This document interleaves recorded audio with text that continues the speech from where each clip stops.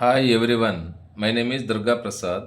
ఈ వీడియోలో ఆంధ్రప్రదేశ్లో గల కృష్ణా జిల్లాలోని ఉయ్యూరు వీరమ్మ తల్లి తిరునాళ్లను ఎక్స్ప్లోర్ చేయటం జరిగింది. ఈ వీడియో స్కిప్ చేయకుండా చివరి వరకు చూడండి.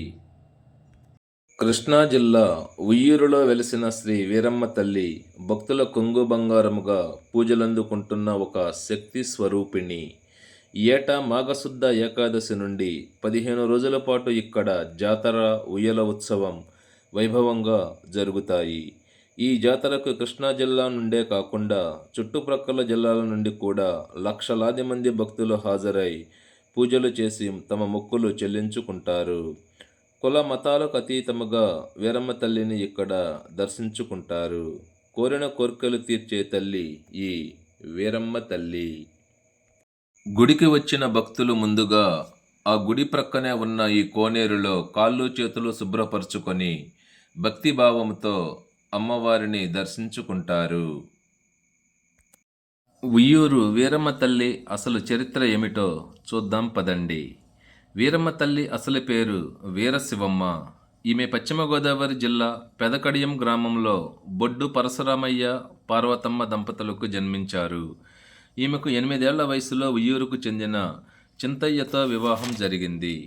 ఆ కాలంలో కరణం సుబ్బయ్య అనే వ్యక్తి కుట్ర వల్ల వీరమ్మ భర్త చింతయ్య హత్యకు గురయ్యారు.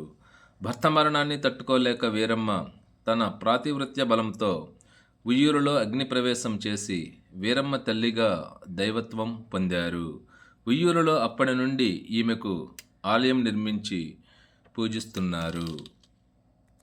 ఇక్కడ ఒక అద్భుతమైన విషయం ఏమిటో తెలుసా?